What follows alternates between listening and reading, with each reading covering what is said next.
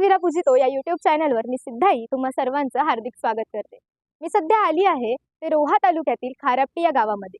येथून खारापटी ते क्षेत्र एकविरा ही आईची पदयात्रा गेली 12 वर्षे अविरतपणे चालू आहे। आपण भेटणार आहोत त्या पालखीच्या मंडळाला आणि जाणून घेणार आहोत त्यांच्याकडून गोष्ट आईच्या पालखीची। जय एकविरा।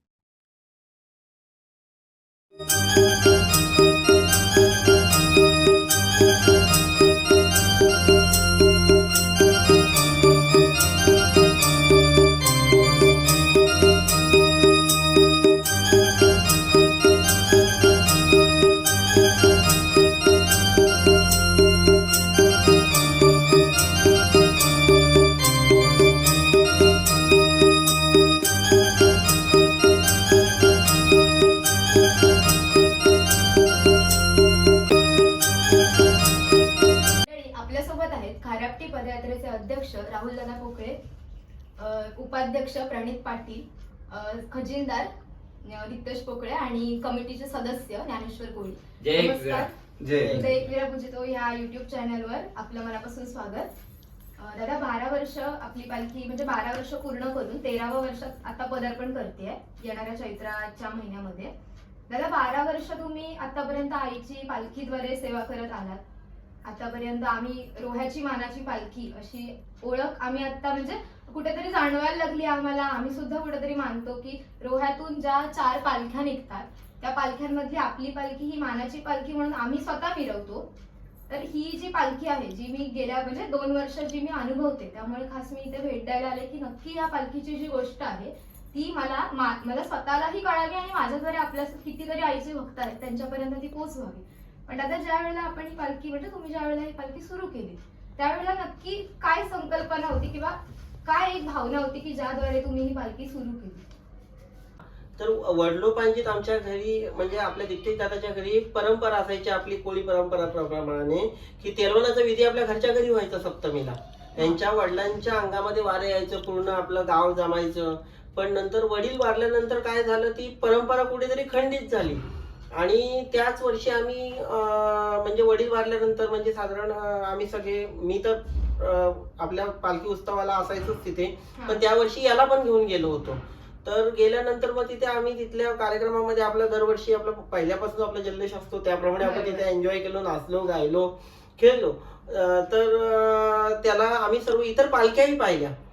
त्यानंतर मग येता येता आमच्या डोक्यात आलं की आपणही असं काही एखादं पदयात्रेचं नियोजन करू शकतो का, कारण की जेणेकरून कुठेतरी आपल्या जो घरचा जो आपला जो म्हणजे ह्याच्या घरी पूर्वी व्हायचं, कसं व्हायचं तेलवानाचा जो विधी व्हायचा घरी, तो आपण कुठेतरी चैत्र सप्तमीचा तो जो आपली कुठेतरी परंपरा जी वडलोपांची जी परंपरा आहे ती खंडित न होता पुढे आपल्या ज्या नव्या युगाने नव्या पर्वाने आपली ती आपण नव्या पद्धतीने सुरू ठेवू शकतो। त्या हिशोबाने आम्ही पदयात्रेचं नियोजन केलं आणि मग पुढे पदयात्रेचं हे सगळं जे नियोजन आहे ते इतर आम्ही आमचा मित्र परिवार आहे त्यांच्या कानावर घातल्यानंतर मग त्यांच्याकडूनही आम्हाला योग्य प्रतिसाद मिळाला।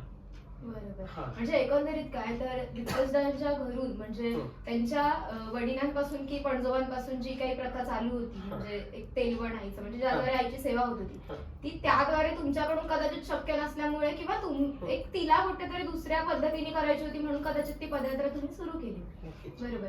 पण दादा ज्या वेळेला आपल्याला म्हणजे ज्या वेळेला तुमचं ठरलं की आता आपण पालखी काढतोय म्हणजे तुम्ही म्हणालात कसं ठरलं काय वगैरे, पहिलं जे वर्ष असतं ती जी एक जुळवाजुळव असते किंवा आता तुम्ही 12 वर्षांचा अनुभव तुमच्या वाटीशी घेऊन ही जुळवाजुळव करता, 2 महिने आधीपासून ही तयारी करता साधारणपणे, त्यावेळेला हे कदाचित माहित नसेल, कोणी मार्गदर्शन करायला होतं, कसं केलं, काय केलं?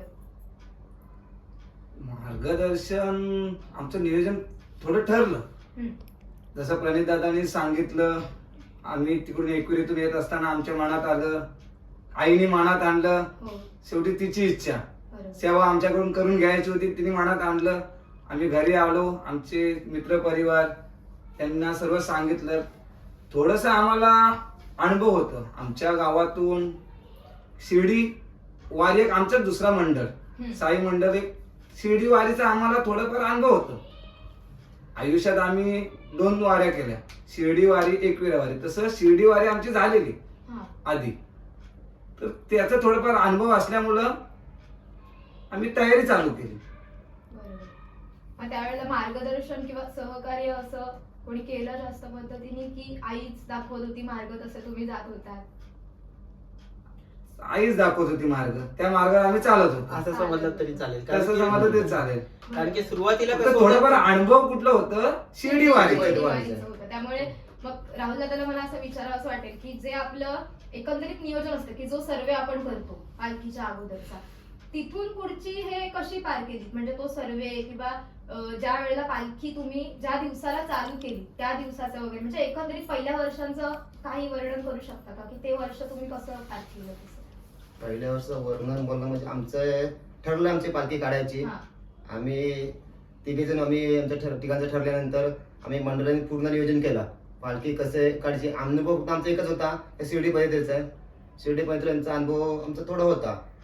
पहिल्या वर्षी आम्ही काय केला, जमते पहिल्या वर्षी 13 ते 14 पदयात्रे होते. त्यातले आम्ही 7 जण फक्त चालायला, 7 जण सेवेकरी, आचार्य, ड्रायव्हर आणि पाणी वाटायला, त्या 7 मध्येच फक्त 7 जण चालायला. ते 7 जण काय करायचे, पहिले कसे निघायचे, तर आम्ही नियोजन केलेलं. पहिल्या वर्षी आम्ही पालखीचं आमचं नियोजन असं काही नव्हतं. फक्त पताका घेऊन जायचं, आईच्या भेटीला पताका घेऊन जायचं असं आमचं ठरलंय पहिल्या वर्षी. म्हणजे पताका घेऊन फक्त तुम्ही चालत होता? चालत होतो. आणि म्हणजे कुठल्या दिवसापर्यंत किंवा किती किलोमीटरचा साधारण प्रवास पहिले होता? साधारण पहिल्या दिवशीचं अंतर आमचं असेल 30 किलोमीटर. खारापटी ते एकविरा कारलं 95 ते 100 किलोमीटर अंतर आहे. आम्ही रोज 30 ते 35 किलोमीटर आमचं अंतराचं ठरलेलं दिवसाचं. म्हणजे फक्त 14 जणांमध्ये तो प्रवास होता. हो. आणि पुढच्या वर्षी साधारण किती सदस्य होते? 14 वर्षे 34 झाले. 34. दुसऱ्या वर्षी झाले. दुसऱ्या वर्षी. बरोबर. तुम्ही दादा साधारण कधीपासून ही पदयात्रा करता? मी जवळजवळ 3ऱ्या वर्षापासून मी पदयात्रेत सामील झालो. 3ऱ्या वर्षापासून. 3ऱ्या वर्षापासून. तुमचं गाव खारापटी तर नाहीच आहे? नाही, माझं गाव भागीरथी खार. माझं मामाचं गाव खरापटी, म्हणजे जिथून पालखी निघते दीप्ती हा, जायचं. घरून. दीप्तीचे वडील हे माझे मामा. हा. मामाचा कडे वारा होता, तो आईचा वारा होता. नंतर त्याच्या घरून जी पालखी निघायला लागली, मलाही वाटायला लागलं की एकविरा आई ही आपली कोल्यांची. बरोबर. मग चला त्यासोबतच आपण मार्ग काढूया. आणि बरोबर. म्हणजे मामाच्या घरातून म्हणून ती उत्सुकता जास्त होती, की हो, मामाच्या हो, घरातून बरोबर. निघते म्हणून. कारण तसं मी मगाशी म्हणाले की रोहातून आणि बऱ्याच माझी आई होती ना, आई सांगायची की तू जा, कारण का मामाचं वारा हे आईला माहिती होतं कसं होतं, काय होतं, किती शक्ती होती त्या वाऱ्यामध्ये. बरोबर. त्याच्यामुळे मग ती आवड लागली. आणि सगळी मामाची मुलं होती. बरोबर. मामाचा गाव बोलल्यानंतर सगळी मामाची मुलं, आणि त्यात आईच्या भेटीला मग म्हणजे अजूनच. अजूनच हे म्हणजे आपल्याला कुठेतरी एक ते हवंच असतं की कधी भेट होईल तिची. आणि हो. वारी बोलल्यानंतरचा तो वर्षातून एकदा अनुभव देणारा क्षण असतो. वर्षभर तर ती गोष्ट होत नाही, वर्षभर आपण सहज सुद्धा जात असतो. बरोबर. दादा, पहिले 2 वर्ष म्हणजे तुमचा प्रवास मी साधारणपणे ऐकला, पण एक बदल असतात. हळूहळू आपण अनुभव येऊन शिकत जातो काही गोष्टी, किंवा पहिल्या वर्षी ज्या गोष्टी तुम्ही म्हणाला 14 पदयात्री तुमचे होते, मलाही कळतंय की 14 पदयात्रींमध्ये सेवा वाटप करून 7-7 जण आपण तुम्ही जे डिवाइड केलं, म्हणजे काही जण चालायला, त्यावेळेला जी ताळमेळ असेल किंवा जी काही चुकबुल झाली असेल बोला, किंवा जे काही असेल, जी तुमची एक म्हणतात आपण की जो काय आपण ऍडजस्ट करतो स्वतःला, त्यावेळेला तुम्हालाही कळत असतं की ती धडपड काय आहे. मलाही कळतं ऐकताना की 14 मध्ये कशी तुम्ही मॅनेज केली असाल वारी. बरोबर.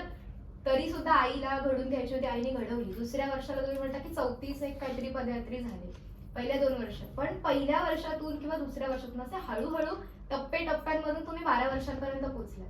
त्याच्यामध्ये तुम्हाला असं म्हणजे नियोजनाच्या बाबतीत किंवा सभासदांची जी काय वाढ असेल हळूहळू होत होती, त्याचा साधारण कसा प्रयत्न केला, किंवा आपली पालखी एकंदरीत आकारात यावी किंवा ती व्यवस्थित, आता तुमची पालखी म्हणजे 10 वर्षानंतर किंवा एक साधारण 7-8 वर्षानंतर ती पालखी मार्गी लागते व्यवस्थित. बरोबर. पहिल्या वर्षाला असं पण वाटलं असेल कुठेतरी की 14 मध्ये हा प्रवास करताना दादा पुढच्या वर्षी आपण करू की नाही. बरोबर. तुम्हालाही माहित नसेल ना की एवढं यश तुम्ही गाठलेलं आहे.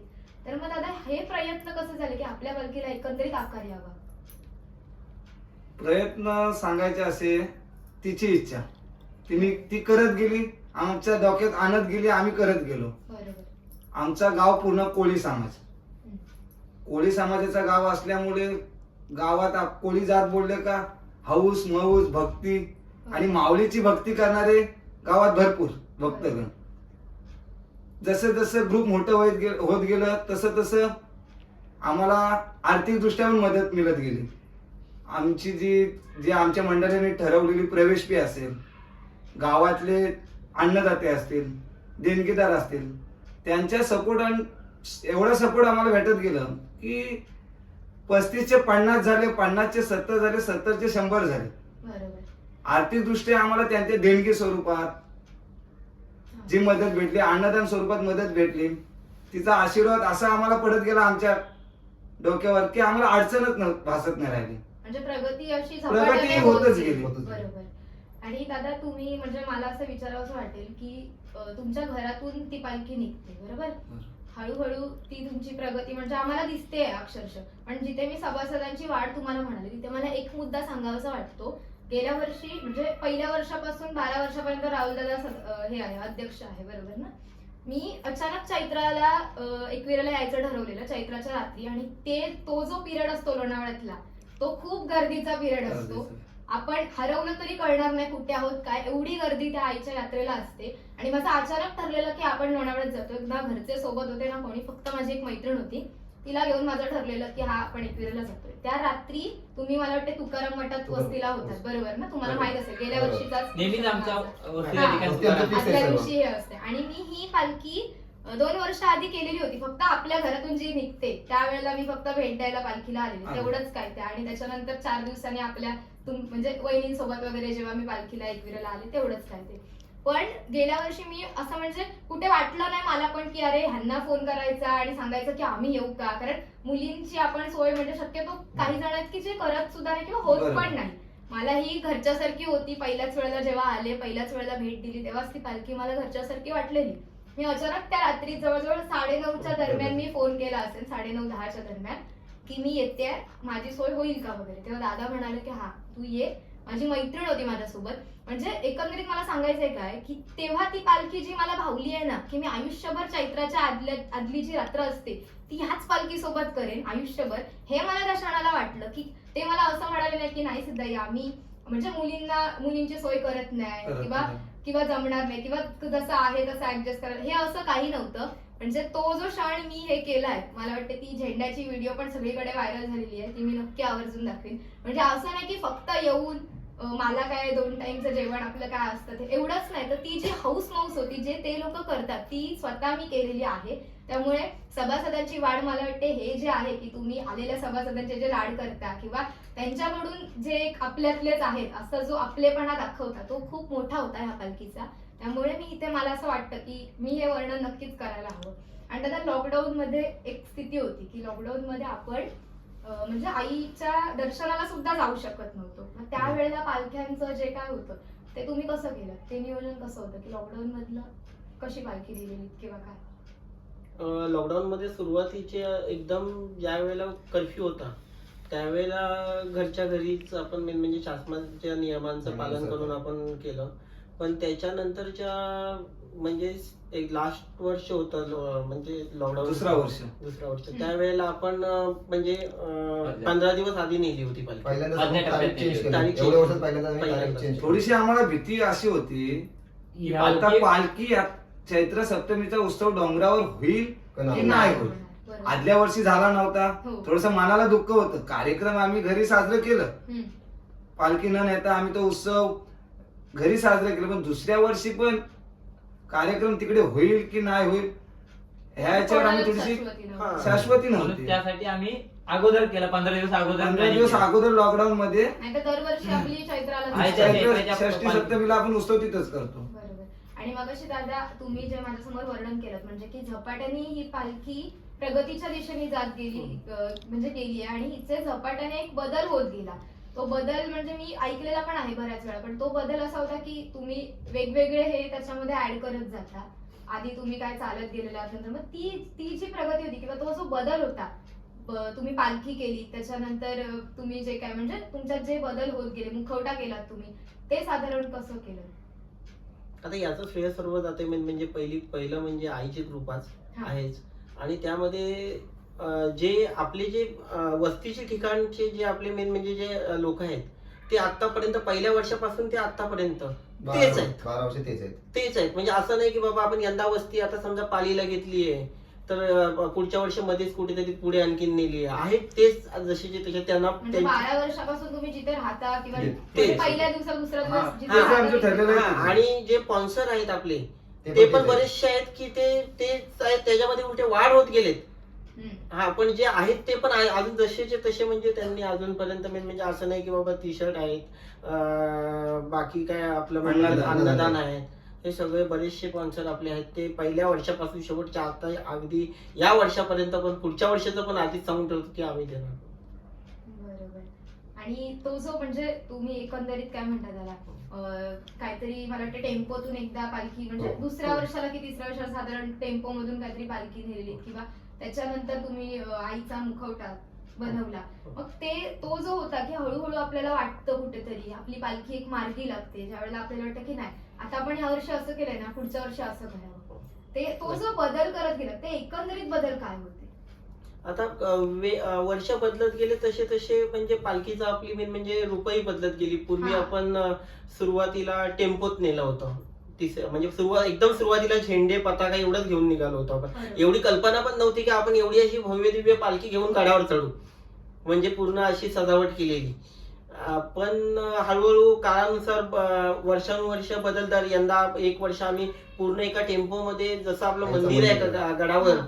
तसं मंदिर पूर्ण टेम्पोमध्ये बनवून असं त्याच्यामध्ये असं एक आपल्या आईचा फोटो हम्म. घेऊन गेलो होतो.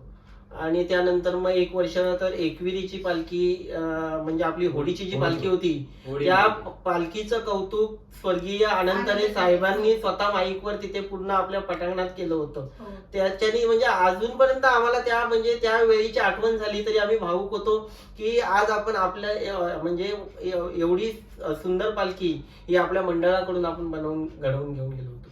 बरोबर. आणि ती मला वाटतं जवळजवळ 2-3 वर्ष ती पालखी हो. तुम्ही नेत हो, होतात ना? ती म्हणजे वर्ष. साधारण ती पालखी एक तिची रचना अशी होती की ती म्हणजे हो. चालताना अशी चालताना हलत समुद्र होती. होडी चालत- डोलत आहे अशी होडी होडी अक्षरशः डुलत आणि होती. त्या आई पालखीवरती होडी- ओळख निर्माण झाली होती की ही रोहाची पालखी, रोह्याची पालखी. होडीची पालखी ही रोहाची पालखी अशी ओळख निर्माण झाली होती. आणि तो साधारण असा काळ होता की ज्या वेळेला सोशल मीडिया ऍक्टिव्ह नव्हता. नव्हतं. तो काळ होता. आणि आता आपण बऱ्याच पालख्या बघतो ज्या सजवून नेल्या जातात. तो काळ असा होता की ती पालखीची अशी काही हे नव्हती. तो काही ट्रेंड नव्हता की पालखी सजवून नेली हो, जाते. बरोबर. तो खूप जुना म्हणजे मला वाटतं साधारण किती वर्ष आधीचा काळ होता तो? एक 15-16 किंवा 17 15-16-17 ह्या तो time. आमचा मंडळाचा 2015-16चा. हम्म. हा. साधारण त्या ह्याच्यातलं होतं. आणि विचारायचं असं झालं की आतापर्यंत तुम्ही 12 वर्ष आईची खूप आनंदात पार पडली.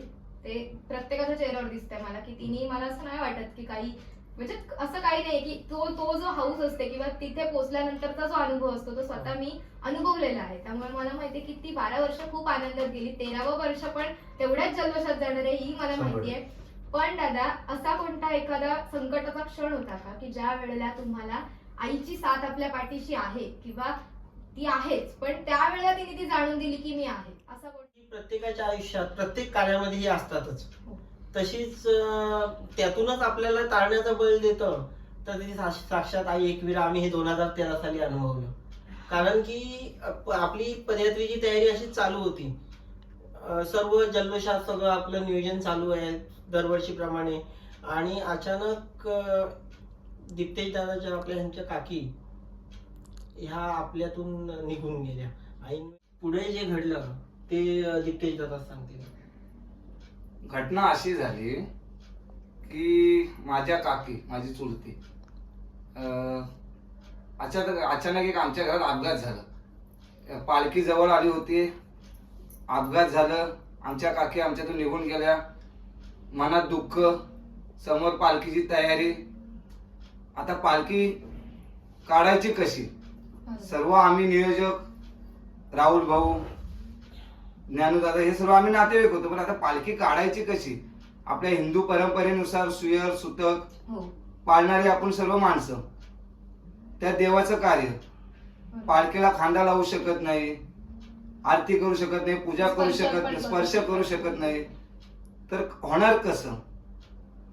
पालखी 2 दिवसावर आली होती. घरात दुःखाची घटना झालेली, सर्व वातावरण हो. दुःखमय वातावरण. तर करायचं कसं? तसंच माऊलीला आवाज दिला, माऊली आता तू करून घे. आमच्या कमिटी मेंबरना मी गोळा केलं. त्यांना सांगितलं आता जे काय करायचंय ते तुम्हाला करायचंय. त्यांनी पण ती जबाबदारी घेतली. तो वर्ष त्यांनी पूर्ण जबाबदारीने तो वर्ष पार पाडला. पालखी संपन्न झाली.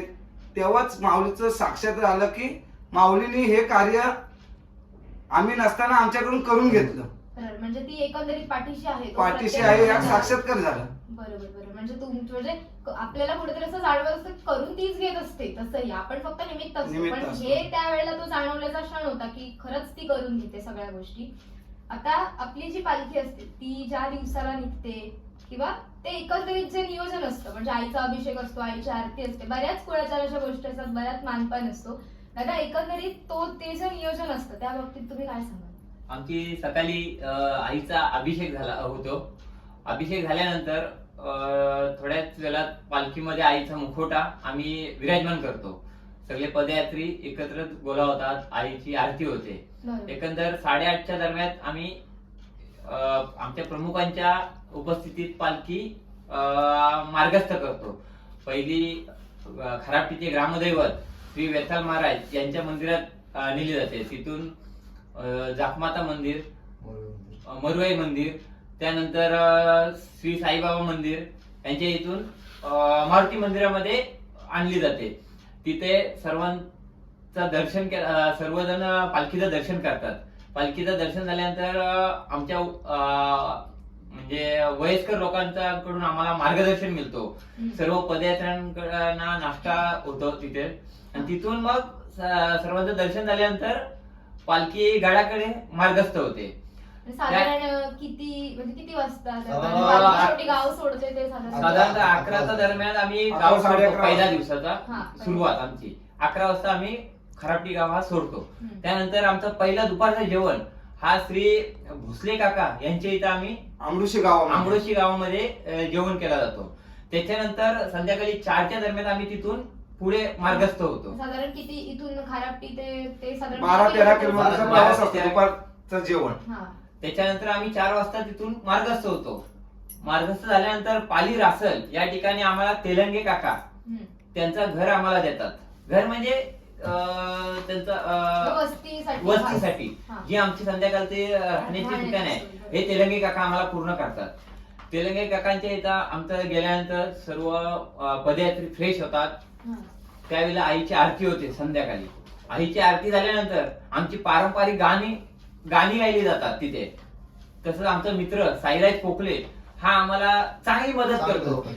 ते गाण्यांची आईची जुनी गाणी, तसेच आमचे प्रणित दादा म्हणजे एकंदरीत जागरण केलं हा, जातं. जागरणच आईचा जागरच होते एक प्रकारे. प्रणित दादा आहेत जे जुने गाणे बोलतात आईचे. त्यानंतर दुसऱ्या दिवशी पहाटे सकाळी 4 वाजता हो. आम्ही उठतो.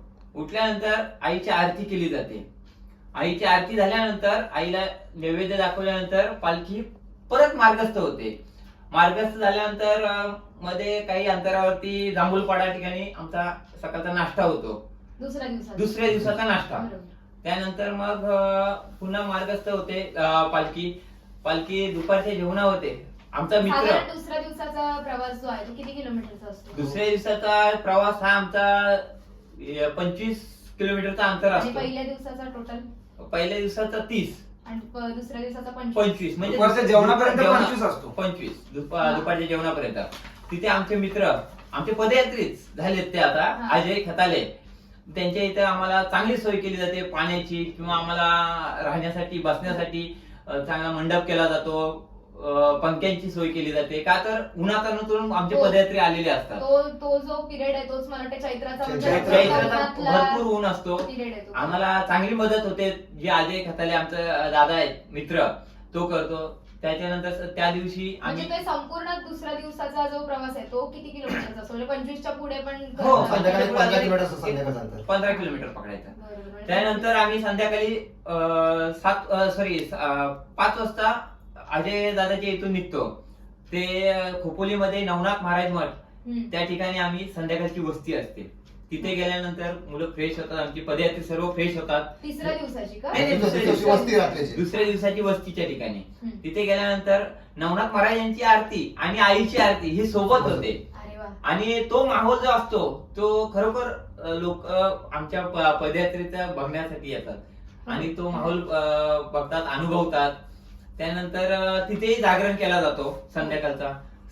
साईराज दादा तसेच प्रणित दादा आम्हाला त्यांच्या शैलीतून बरोबर. मनोरंजन करतात. आईची गाणी घेतली जातात. त्यानंतर तिसऱ्या दिवशी सकाळी पहाटे 4 वाजता पालखी पुढे कार्लागडी प्रस्थान करण्यासाठी आम्ही निघतो. सुरुवातीला ज्या दिवशी पालखी दुसऱ्या म्हणजे तुम्ही साधारण म्हणाल की दुसऱ्या दिवशी तुम्ही तिथे असता, तर त्याच्या म्हणजे तुकाराम मठाच्या जवळपास जे आपलं आईचं माहेरघर म्हटलं जातं आपण, हो. आईचं माहेरघर, तेव्हा तो जो उत्सव आहे तो पण त्याच दिवशी साधारण असेल. हो, म्हणजे शंभर- तुम्ही जर दुसऱ्या तिसऱ्या दुसऱ्या दिवशी पहाटे तो उत्सव ना, तो तिसऱ्या दिवशी आम्ही संध्याकाळी भैरवाची करतो. जी आपली पालखी असते हो, तो तो सोहळा त्याच तो दिवशी. तिसऱ्या दिवशी असतो. बरोबर आहे. हा. म्हणजे षष्टीला असतो हा, कार्यक्रम. हा, पण आम्ही त्या दिवशी तुकाराम महाराज मठ यांच्या सॉरी नवनाथ महाराज यांच्या मठातून निघतो हा. पहाटे 4 वाजता.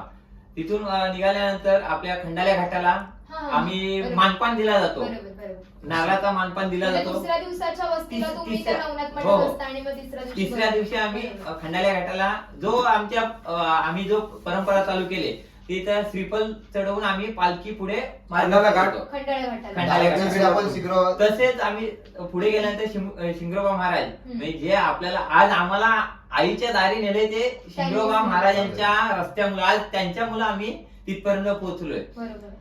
तिथे आम्ही गेल्यानंतर तिथे मानपान देतो, श्रीफल वाहतो आणि तसेच आमचे पदयात्री प्रणित दादा वगैरे असतील ते गाणी स्वरूपात तो घाट कसा चढून जातो तो कोणालाही समजत नाही, कोणालाही काही थकवा जाणवत नाही. कारण का त्या घाटात असं आहे की तुम्ही नॉर्मली चालू शकत नाही, पण हो, तो घाट बरोबर. त्या घाटात आम्ही नॉर्मली एवढी पालखी पालखी घेऊन चालतो. आणि चालतो. एवढ्या रखरखत्या उन्हाचाच तो साधारण नाही तो सकाळचा प्रवास असतो आमचा, 5-6 हा. 5-7 प्रवास असतो. नंतर मग पुढे खंडाल्या घाटात चढलो वरती का तिथे नाश्ता होतो आमचा. हम्म. नाश्ता झाल्यानंतर आमच्या त्या दिवशी तिसऱ्या दिवसाची वस्ती ही तुकाराम महाराजांच्या मठात असते. मठात आम्ही 11 वाजेपर्यंत पोहोचतो. पण त्यानंतर पोरं आराम करतात, सर्व पदयात्री आराम करतात. पदयात्रा आराम झाल्यानंतर संध्याकाळी जो आमचा रुटीन आहे त्या दिवशी आईचा बंधू बरोबर. भैरीदेव आमचा मामाश्री हो. त्यांची पालखी असते षष्टीची. हो. ती पालखी अनुभव हे आम्ही करतोच. कारण का आम्ही मुलांना भले आमचा 4 दिवस आम्ही एक्स्ट्रा घेतो पण त्या पालखीसाठी आम्ही जातो. कारण का पालखी अनुभव हे घेणंच आहे. कारण का भैरीदेवाची पालखी अनुभवण्यासाठी आम्ही जातो. ते झाल्यानंतर पुन्हा आलेल्या आमचं रुटीन असतो गाणी बोलणं संध्याकाळची. ते झाल्यानंतर 4थ्या दिवशी आम्ही पुन्हा आईच्या गाड्याकडे प्रस्थान होतो. म्हणजे त्या दिवशी पालखी असते, सप्तमी, हो बरोबर. सप्तमीची. आईची चैत्राची जी खरी जी कार्लागडातली जी पालखी आहे, पालखी ती त्या असते दिवशी ती त्या दिवशी असते. आम्ही सकाळी 7 वाजता पायथा मंदिर पर्यंत पोहोचतो. तिथे नाश्ता होतो सर्व पदयात्र्यांचा आणि तिथून प्रणित दादा आपण पुढे काय? तिथून नंतर मग गडावर चढण्यास सकाळी सुरुवात करतो. हा. गडावर चढल्यानंतर 10-1 वाजेपर्यंत आपले म्हणजे रीतसर आपल्या म्हणजे तिथल्या विश्वस्तांच्या परमिशनने आम्ही आधी सर्वे करून त्यांची परवानगी घेतलेली असते की आम्हाला तिथे थेट दर्शन मिळावं. हा बरोबर. एवढ्या गर्दीत म्हणजे चैत्राला बऱ्याच पालख्या पण येत बरीच असतात. गर्दी बरोबर. असते त्यामुळे. आणि मग तिथे 10-11 वाजेपर्यंत आपलं 12 वाजेपर्यंत दर्शन दर्शन. घेऊन सगळं होतो. बरोबर. पूर्ण. आता मुद्दा ह्या ठिकाणावरती वळलेलाच आहे, तर मला असं वाटतं की म्हणजे तुकाराम मठाची पण इथेच आठवण झाली आणि एकंदरीत त्यावेळेला म्हणजे ज्यावेळेला मी पोचलेले त्यावेळेला तुम्ही सजावटीमध्ये त्या सहभागी असता. आईच्या पालखीची जी सजावट असते त्यामध्ये तर मी असं बघितलेलं की तुम्ही आईसोबत एक जो अबोल संवाद असतो तुमचा एकंदरीत, की त्यावेळेला रात्री काय बोलत होतात मलाही माहित नाही, जे मी तुम्हाला आज विचारते काय बोलत होतात माहित नाही, पण आईचं असं सजलेलं रूप होतं. ती पालखी जे आपण म्हणतो ना म्हणजे पहिल्या दिवसापासून त्या पालखीला सुद्धा नूर असतो, त्या आईच्या मुखवट्याला सुद्धा एक वेगळा नूर असतो पहिल्या दिवसापासून. तर तो जो नूर आणि त्याच्यामध्ये तुम्ही जो काय संवाद साधत होतात किंवा आईची सजावट तुम्ही करता त्या ज्या भावना असतात त्या काय होत्या?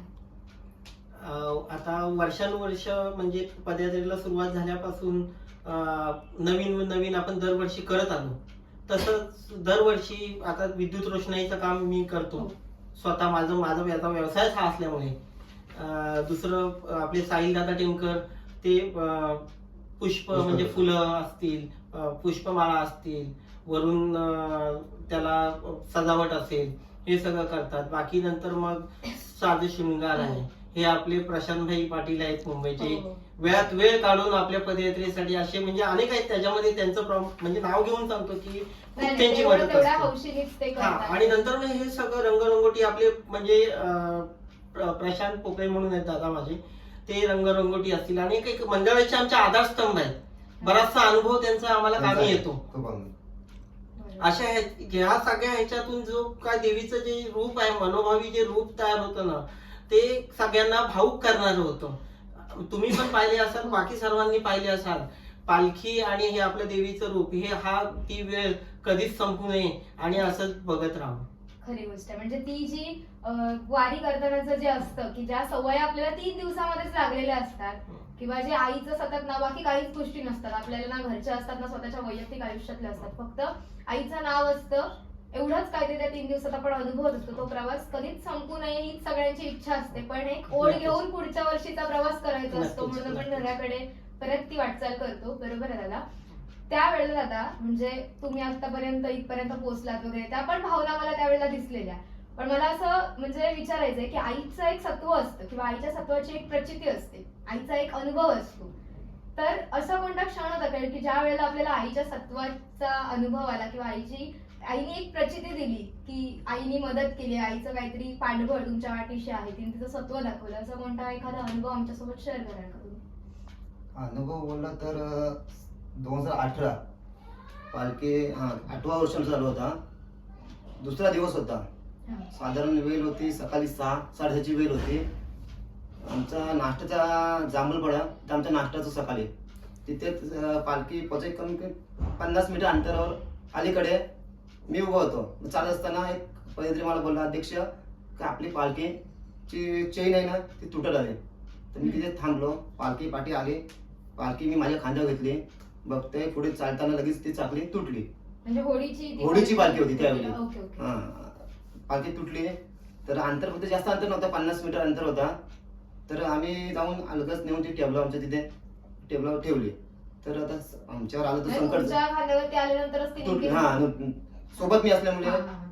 सकाळची 6:30ची वेळ असल्यामुळे आता आम्ही सर्वांशी चर्चा केली.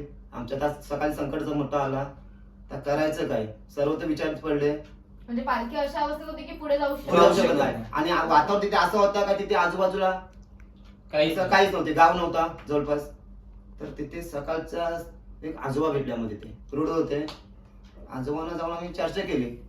आजोबा आमचे त्यांना सर्व आमचे सांगितले असं काय आमच्यावर काही संकट आले ते पण त्या आईने पाठव देवदूत म्हणजे आईचा भाऊ बंधू हा, बहिणीजेवत आला असं आम्हाला तर वाटलं त्यावेळी. खरंच. म्हणजे वस्ती जर गावा ठिकाणाची काहीच नव्हती तर काहीच मग त्या नाही. ठिकाणी एवढ्या पहाटे म्हणजे तर त्याही आम्हाला सांगितलं काय अजून एक बाजूला गाव आहे, हा. त्या गावात आम्हाला त्याही ऍड्रेस दिला आम्हाला, असा असा व्यक्ती आहे तो तो ही कामं कामं करतो.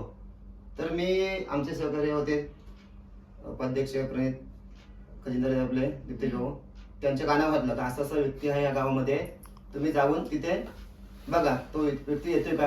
वेळ होती सकाळी 7:30 ते 5:30ची वेळ होती. बरोबर. तर दिप्तेश भाऊ त्यावेळी त्या गावामध्ये त्यांच्या शोध घेण्यासाठी गेले.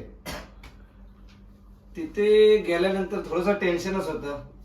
आता पुढे करायचं काय, पालखी तुटलेली आहे, पालखी पुढे जाणार कशी, जेवढं लेट होणार तेवढं दुपारी आपण दुपारच्या जेवणापर्यंत लेट होणार, करायचं काय. त्या आजोबा एक आईच्या रूपातच, आईच्या बांधवाच्या रूपात आलेले, ते भेटले. त्यांनी पत्ता दिला. गावात गेलो. ज्या गावात गेलो त्याच घर काय सांगितलं नाही, त्या माणसाचं नाव सांगितलं, त्याचं नाव पण मला आठवत नाही. त्या गावात जाऊन पहाटेची वेळ, सर्व काय बरोबर. काही झोपायचे यायचे होते. शोधलं, घर शोधलं. एक दादा भेटले. दादांना जी झालेली घटना सांगितली. घटना सांगितल्यानंतर मग त्यांना सांगितलं, ते थोडीशी वर्कशॉपची कामं करत होते. त्यांच्याकडे जी मशिनरी हत्यारं होती ती घेतली. आलो, त्यांना झालेली घटना दाखवली. मग त्यांनी आम्हाला 2-3 वस्तू सांगितल्या, त्या आणून दिल्या त्यांना. मग त्यांनी ती आम्हाला पालखी होती त्या अवस्थेत करून दिली, कमी वेळात. बरोबर. जोपर्यंत लोकांनी नाश्ता चहा होईपर्यंत, हम्म. तोपर्यंत त्याच वेळेत आम्हाला काम होणं अपेक्षित होतं. त्या वेळेत ते काम करून दिलं. म्हणजे एक प्रकारे साक्षात्कार आईने दाखवलं की एवढा मोठा आलेला संकट, तो दिवस कसा पार पाडायचा. कारण त्या वेळेत म्हणजे कसं एकंदरीत पुढचा प्रवास पण तेवढा गाठायचा होता. कारण जो आमचा दुसऱ्या दिवशीचा जो टप्पा असतो, टप्पा जास्त असतो. तो एक घाटाचा हे असतो. आणि त्या गावामध्ये पण ती व्यक्ती सापडणं ती सापडणं. तयार होणं, काम करून योग्य देण्याचं. वेळी योग्य हा. योग्य वेळी त्यांनी काम करून दिलं.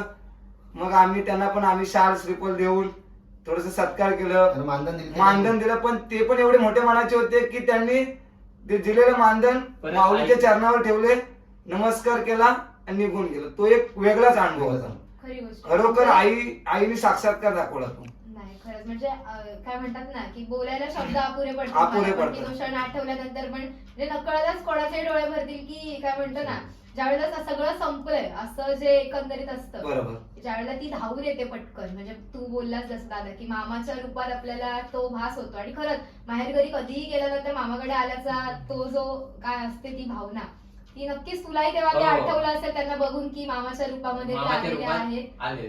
बरोबर आहे. आणि एवढ्या सकाळी सहज म्हणजे कोणी येऊ शकत नाही एवढ्या सकाळी गावच्या वस्तीच्या बाहेर वगैरे. एकंदरीत तिचा हा अनुभव होता. तो नक्कीच पुढे सुद्धा म्हणजे तो आठवल्यानंतर आपण अजून पुढे किती प्रवास करणार आहोत किंवा ती जी चालना आहे की काही झालं किती संकट आले तरी मी आहे पाठीशी, हे खरंच खूप छान आहे. आणि काय म्हणतो ती त्या ज्या जबाबदाऱ्या असतात ज्या आपल्याला 2 महिने म्हणजे आपण पालखीची तयारी एकंदरीत 2 महिने आधीपासून करतो, त्यामुळे त्या जबाबदाऱ्या असतात. एक दडपण असतं ते घेऊनच आपण कार्लागडी प्रस्थान होतो. तिच्याकडे गेल्यानंतर तेच तिच्या चरणावरती आपण ते ओझं वाहतो की आम्ही असं म्हणजे आपले वैयक्तिक गोष्टी पण असतात काही की आपण वैयक्तिक ह्याच्यामधून सुद्धा तिथपर्यंत पोहोचतो आणि तिला सांगतो की असं असं आहे, एवढा त्रास आहे, असं आहे तसं आहे. एकंदरीत आपण आईला भेटल्यानंतरच्या ज्या आपल्या भावना असतात त्या असतात. काय एकंदरीत दादा तुमचं सांगणं असेल की तिथे पोहोचल्यानंतरचा जो आनंद असतो की एवढ्या जबाबदाऱ्या एवढा प्रसंग एवढी वाट पार करत आपण तिथे पोहोचलोय, हा जो आनंद असतो त्या बाबतीत काय सांगाल?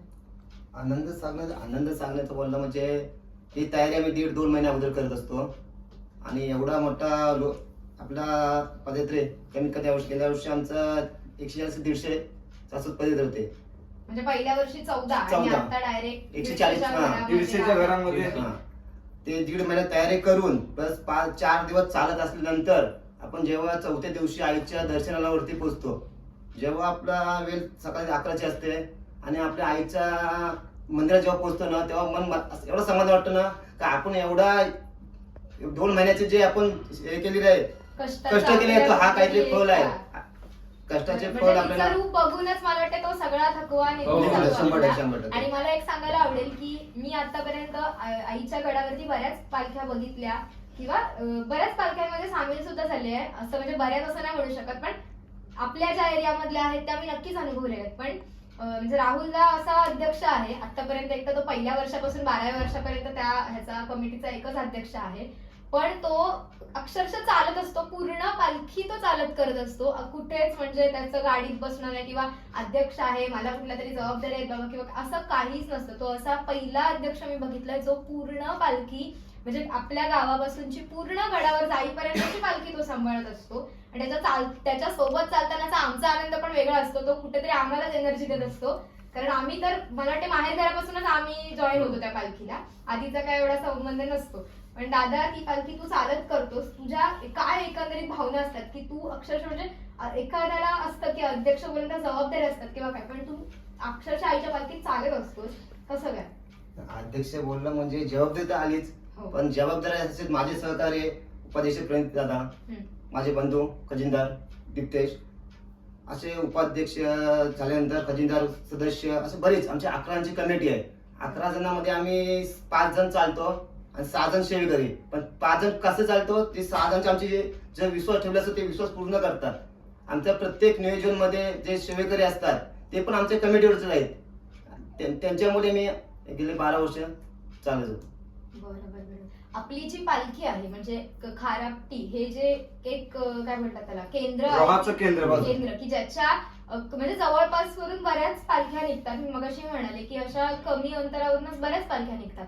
आपली जी पालखी आहे म्हणजे मी विशेष त्या पालखीचं कौतुक करेन, कारण मी भेट दिलेली ती पालखी आहे आणि खूप कमी वेळात मला वाटते ती नावाजली जाते. आणि मी असं ऐकायला लागले आता की म्हणजे इकडे यायच्या आधीपासून म्हणजे मी माझ्या दादाला भेटले पहिल्याच सकाळी, आपण माझ्या दादाकडे मी भेटून आले आताच, त्यावेळेला माझ्या दादाचं असं म्हणणं होतं की हा रोह्याची मानाची पालखी ना, म्हणजे ज्या पालख्यांमध्ये आपली कुठेतरी एक मान हे करते त्याच्यामध्ये नक्कीच आईचा आशीर्वाद आहे, तुम्हा सगळ्यांची मेहनत आहे. नक्कीच. पुढे ती नक्कीच रोह्याची मानाची पालखी म्हणून नावारूपास येईल. ती आतापासून सुरुवात होते हळूहळू, तिच्या आशीर्वादाने ती पुढेही नक्कीच तशी ओळखली जाईल.